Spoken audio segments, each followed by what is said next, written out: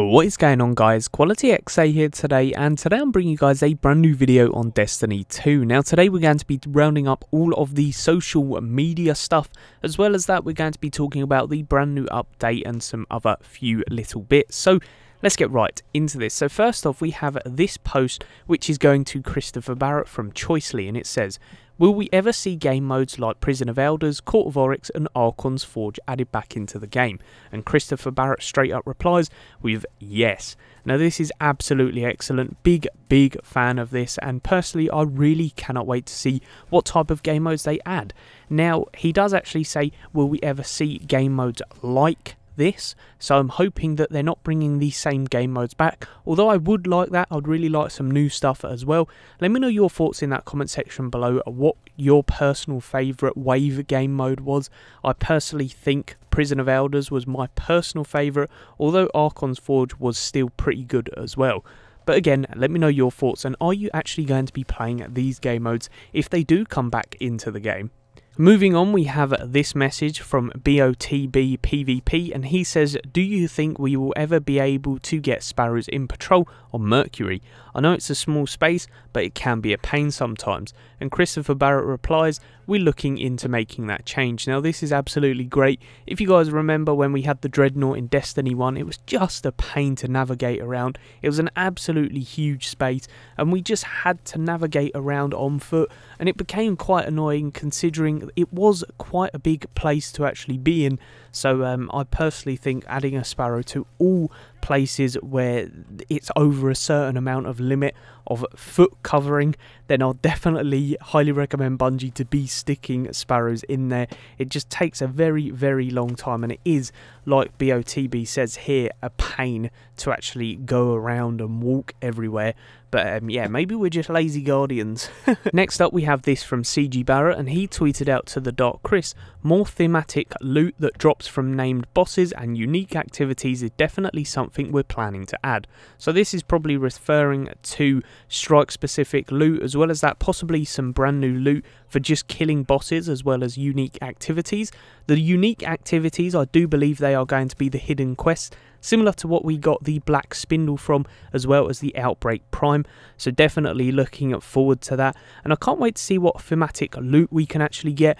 Obviously we had a load of different stuff in Destiny 1, so I'm really hoping for some cool outfits and some cool gear for everyone. Moving on, we have a tweet to Margaret Stoll, and it says, how much of the Grimoire card lore from Destiny 1 apply to the new comic and game? Do they relate? Is everything canon to the game? And Margaret Stoll replies, everything in the comics is canon, unless we mess something up, which Ryan might, but hello Kestrel never does.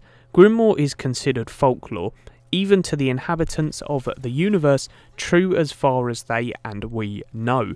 So pretty cool indeed. I know a load of people are actually outraged by this, but Margaret actually confirming this did clear up a load of stuff for lore-based YouTubers, as well as people who want to find out more lore about Destiny. As well as that, we did actually get this from CG Barrett on Reddit, and he said, the Grimoire is an important foundation to the lore of world building of Destiny. We need many more stories and tales like it. That's where we're headed. He also said the Grimoire was written by in-world characters, and so the entries are subject to opinion and or perspective. They contain Destiny's greatest stories, lore, and aren't going anywhere. So really good. Does mean that there is going to be some more lore and Grimoire in the game, which is absolutely excellent. We did actually get it confirmed from Chris Barrett that they are adding things such as dead ghosts and hidden events in Destiny as well. So really cannot wait to see what is added into the game. And let me know if you guys are actually interested in lore. I'm actually a big fan of it, knowing the backstory of Destiny as well as some of the characters. But really like to know if other people are actually interested as much as me. I find it a really cool backstory to the game. And yeah, really awesome. Now moving on from the social media side of stuff, we did actually get this confirmation from CG Barrett, which says about the Masterworks upgrade to legendaries, all of that kind of stuff, with some really cool information. And it says, when applying the Masterwork upgrade to a legendary, the stat package is rolled randomly. All raid masterworks must be earned from raid drops and can't be obtained from engrams or vendors in the tower, and equipping a raid armor mod will fully replace any mod that is currently equipped to that armor piece while raid mods can be equipped at any time using one raid token. Alternate mod consumables are lost in this process. So some really cool information here.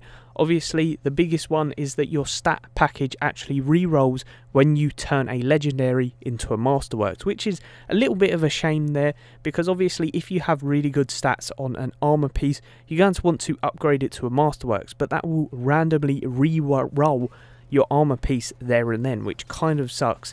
But regardless, still cool that they are letting us know this. We might even be able to find some cool combinations with this. When you roll the stats, you might even be able to find a better piece of armor that you liked with that, or a better stat package with that, which is really cool indeed. Let me know your thoughts in that comment section below. We also have that all the raid Masterworks must be earned from raid drops, which again, I really can't fault that. It'd be too easy if you could get them from engrams or vendors in the tower. So really well done for Bungie doing that. We also have equipping a raid armor mod. When you do use it, it will destroy your old mod, but when you try and take it off and put another mod on, you will still be able to use that raid mod again, which is really, really cool indeed. And it allows you guys to have that space forever for that raid armor mod, which is really awesome. And it means that you don't have to keep destroying and getting these raid mods again, because I do believe that they're going to be quite hard to come by from what we have heard currently. Moving on, we actually have some information about the financial microtransaction side of Destiny, and we have this little article here, and it says, Kroot said the outrage over the initial money-making strategy in EA's Star Wars Battlefront 2 likely hurt the title's sales by 3 million to 4 million units versus the company's 14 million guidance. He noticed Activision's Destiny 2 player engagement is a warning after the community questioned the game's design decisions. The industry plans to further expand live services revenue appear to have run into some roadblocks, with gamers surrounding off against some recent titles, notably EA's Star Wars Battlefront 2 and Activision's Destiny 2. Though the issues with the latter go beyond just MTX, he wrote, "We think writing off angry gamers as largely irrelevant is a mistake. Star Wars Battlefront 2 has clearly significantly underperformed expectations and remains without a live services revenue stream. While Destiny 2 has at the least suffered some unwanted engagement attrition, we suspect that 2018 will see a pullback on the industry attempts to aggressively drive MTX growth as a result." Now this is really good. It means that they aren't going to have so many microtransactions and so much forced service revenue stream, which is actually excellent for the game. And I do believe more gaming places need to do this. Obviously, with underperforming stats like that on Star Wars Battlefront 2, it's definitely showing that Destiny 2 has the potential to actually have this outcome as well. So Star Wars Battlefront 2 was estimated to sell 14 million units, but only sold 3 to 4 million units, which is absolutely unbelievable.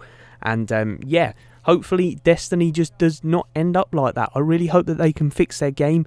Let me know your thoughts on how you think that they are doing at this point in time, but it is pretty messy. And then last but not least, guys, I did want to speak to you about the brand new Destiny patch coming out on January the 30th. Now, it is actually coming off 8 AM Pacific time and coming back on 12 PM Pacific time. So it is off for quite a while, 4 hours to be exact. And yeah, as soon as they come back on, you'll be able to play Iron Banner. The Destiny update 1.12 will be available to download and install. And I really, really cannot wait to see all of the new features. As you guys know, we've got all of the new ghosts, the new Iron Banner gear, a load of new features. So I highly recommend that you go and check that out. But yes, guys, that's pretty much the end of the video. If you did enjoy, a like is much appreciated, as well as subscribing if you guys are new around here. But as always, peace out, and I hope you enjoyed.